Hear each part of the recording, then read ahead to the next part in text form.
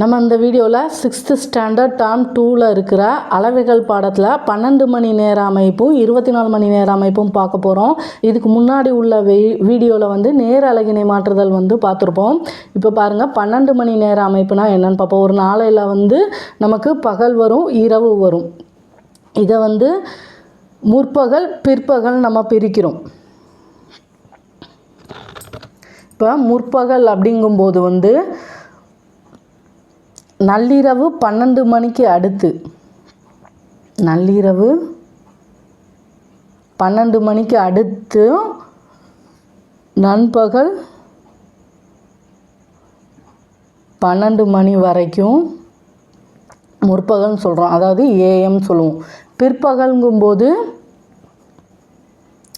நண்பகல் 12 மணிக்கு அடுத்தும் நள்ளிரவு 12 மணி வரையும் சொல்லுவோம். இப்போ எடுத்துக்காட்டுக்கு காலை 5 மணி அப்படிங்கிறத 5 AM சொல்லுவோம். மாலை 5 மணினா 5 PM சொல்லுவோம். அடுத்து பாருங்கள், தொடர் வண்டி நேரம் அல்லது 24 மணி நேர அமைப்பு 00 இதிலிருந்து ஸ்டார்ட் ஆகி 24:00 வரும். இதுதான் தொடர் வண்டி நேரம். இப்போது இங்கே காலையில் 5 AM, மாலையில் 5 PM சொல்லுவோம். இங்கே எப்படின்னா, இப்போ 5 PM இருக்குது அப்படின்னா நமக்கு இந்த 0:00ங்கிறது நள்ளிரவு 12 மணியை தான் 00 சொல்லுவோம். அப்படி இல்லாட்டி 24ன்னு சொல்லுவோம். 5 PMங்கிறத 12 மணிக்கு அடுத்து, இப்போ 12ங்கும்போது நண்பகலா, இதிலிருந்து 5 கூட்டணும் அப்படின்னா 17 மணின்னு கிடைக்கும். நள்ளிரவு 12 மணியை 00:00 மணின்னு சொல்லுவோம். அப்படி இல்லாட்டி 24 மணின்னு சொல்லுவோம். இது நண்பகல் 12 மணியை 12 மணின்னு தான் சொல்லுவோம். இதுக்கப்புறம் வர்றதை 1 மணி, 1 PMங்கும்போது இதோட 12 நம்ம கூட்டி 13ன்னு சொல்லுவோம். 13 மணி.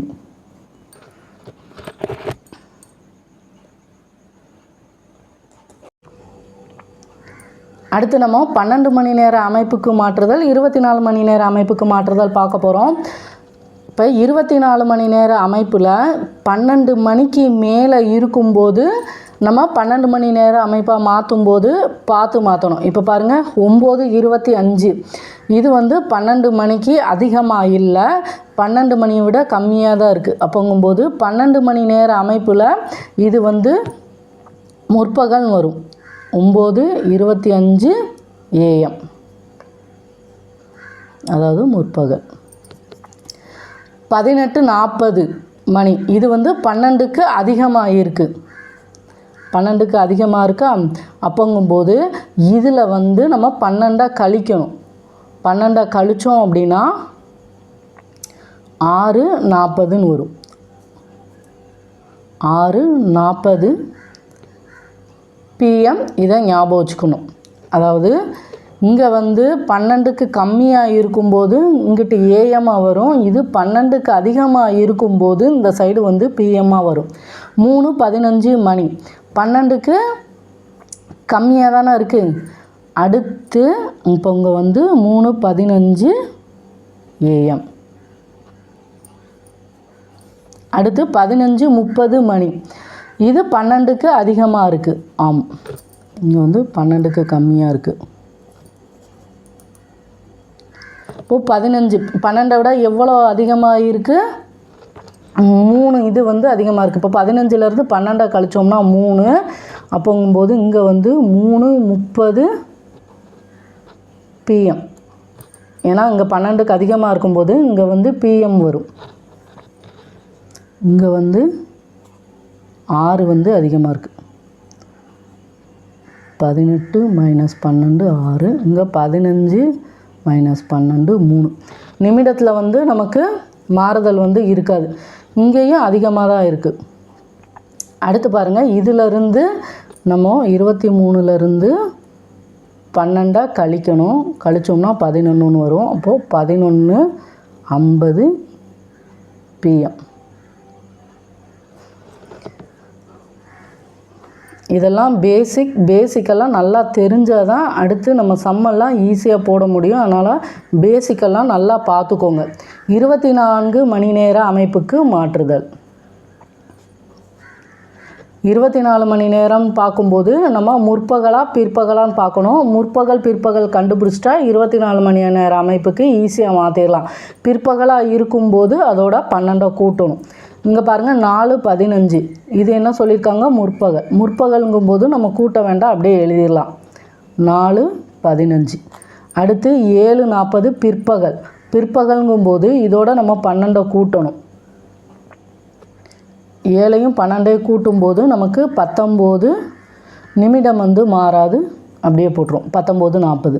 அடுத்து 10:05 பிற்பகல். பிற்பகல்னு சொல்லியிருக்காங்க. அப்போது நம்ம இதோட 12 கூட்டணும். 10 கூட்டல் 12 நமக்கு 22.05.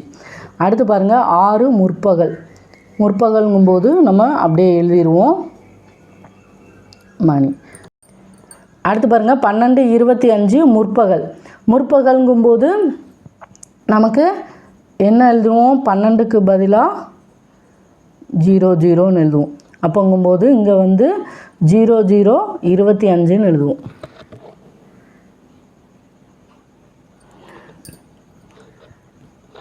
நண்பகல் அப்படிங்கும்போது 12 மணியை 12ன்னு எழுதுவோம்.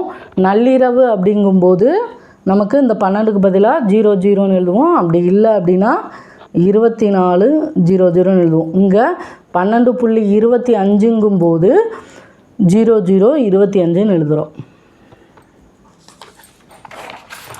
அடுத்து எடுத்துக்காட்டு சம் பாருங்கள். 6 முற்பகல் மற்றும் 4 பிற்பகலுக்கு இடைப்பட்ட கால இடைவெளியை காண்கன்னு சொல்லியிருக்காங்க. 6 முற்பகல் இப்போ காலையில் 6 மணிலேருந்து நண்பகல் வந்து 12 வரைக்கும் நமக்கு இங்கே வந்து 6 மணி நேரம் இருக்குமா?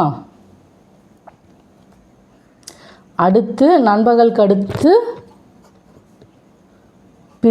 பிற்பகலில் எத்தனை? 4. இப்போ 6 கூட்டல் 4 நமக்கு இடையில வந்து 10 மணி நேரம் இருக்கும். இப்படியும் எழுதலாம்.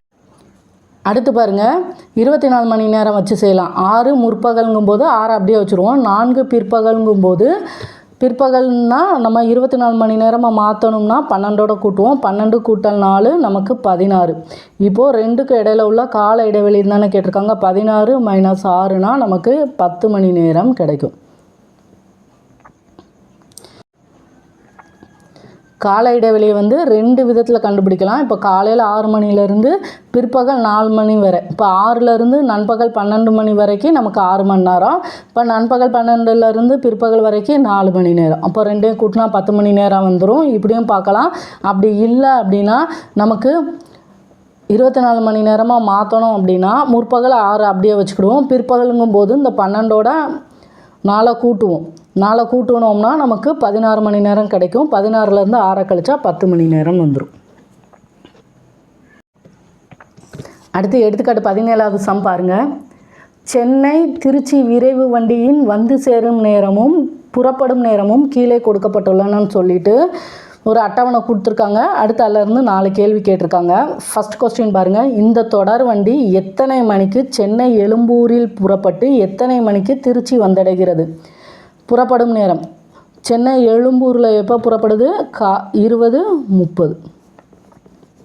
அதாவது புறப்படும் நேரம் வந்து 20:30. திருச்சிக்கு வந்து சேரும் நேரம்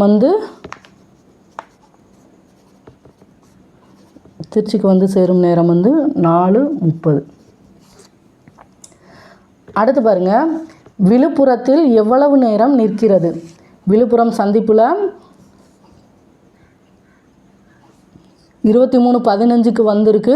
புறப்படும் நேரம் வந்து 23:25. அப்போங்கும்போது இதிலேருந்து இதை கழிச்சோம் அப்படின்னா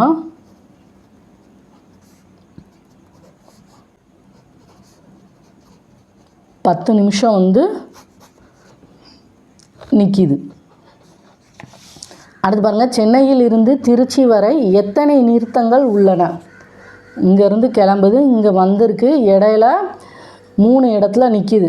செங்கல்பட்டில் விழுப்புரம் சந்திப்பு, விருத்தாச்சலம் சந்திப்பு. அப்போது எத்தனை நிறுத்தங்கள் உள்ளன? 3 நிறுத்தங்கள் உள்ளன. அடுத்து பாருங்கள், சென்னையில் இருந்து திருச்சிக்கு செல்லும் இத்தொடர் வண்டியின் பயண நேரத்தை கணக்கிடுக. 20:30 கிளம்பி 4:30 வரைக்கும் போகுது. அப்போங்கும்போது இதோட பயண நேரம் கேட்டிருக்காங்க. இப்போ 20:30ங்கும்போது நம்ம பிற்பகல் வந்துடுமா, இதிலிருந்து 24 வரைக்கும் கணக்கு பண்ணுவோம். 24 வரைக்கும் கணக்கு பண்ணணும்னா இங்கே 20:30, அடுத்து 21:30, 22:30, 23:30, 3 மணி நேரம். அடுத்து இந்த 30 நிமிஷம், 3 மணி நேரம் 30 நிமிஷம் இருக்கா. அடுத்து இங்கிட்டு 4:30 வரைக்கும் இருக்குது, அதாவது 4 மணி நேரம் 30 நிமிஷம். இப்போ 30 கூட்டினா 60ங்கும்போது இங்கிட்டு மணிக்கு கணக்கு பண்ணும்போது 1 போயிடும். இப்போ 4 1 5 8, 8 மணி நேரம். ஏன்னா இதை கூட்டணும்னா 3:30 4:30, 30 1 மணி நேரம் தெரியும். 3 4 7, 7 1 8, 3:30 4:30 கூட்டணும். 30 கூட்டினா 60. இது வந்து மணி நிமிடமா, நமக்கு 60 நிமிடம் வந்து 1 மணின்னு தெரியும். அதனால் இந்த 60 இங்கிட்டு போகும்போது 1 மணியாக மாறும். 3 1 4, 4 4 8. இப்போது பயண நேரம் வந்து 8 மணி நேரம். அடுத்த சம் பாருங்க. முற்பகல் 7 மணிக்கு சரியான நேரத்தில் வைக்கப்பட்ட ஒரு கடிகாரமானது மணிக்கு 2 நிமிடங்கள் வீதம் தாமதமாக இயங்கினால் பிற்பகல் 6 மணிக்கு அக்கடிகாரம் காட்டும் நேரத்தை காண்கன்னு சொல்லியிருக்காங்க. முற்பகல் 7 மணிலேருந்து பிற்பகல் 6 மணி வரைக்கும் கணக்கு பண்ண சொல்லியிருக்காங்க. நண்பகல் வந்து 12. இங்கே 7லேருந்து 12 வரைக்கும் 5 மணி நேரம்.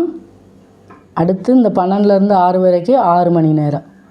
போது மொத்தம் வந்து நமக்கு 11 மணி நேரம். 2 நிமிடம் வந்து தாமதமாகும்போது 11 மணி நேரத்துக்கு 22 நிமிடம் வந்து தாமதமாக வரும். அப்போங்கும்போது 6 மணிலேருந்து 22 நிமிடங்களை வந்து கழிப்போம். 6 மணிலேருந்து 22 நிமிஷத்தை கழிக்கணும். இங்கேருந்து இங்கிட்டு கடன் வாங்கும்போது இங்கே 5ன்னு வருமா, இந்த இடத்துல வந்து 60ன்னு வரும். ஏன்னா 1 மணி நேரம் வந்து 60 நிமிடங்கள், அதனால் இங்கே 5ன்னு வரும், இங்கே 60. இப்போ கழித்தோம் அப்படின்னா இங்கே வந்து 5, இங்கே 10. 10லேருந்து 2 போச்சுன்னா 8, 5லேருந்து 2 போச்சுன்னா 3, 5. இப்போது நமக்கு காட்டுற டைம் வந்து 5:38. சம்மில் என்ன கொடுத்து என்ன கேட்டிருக்காங்கன்னு பார்த்துக்கோங்க.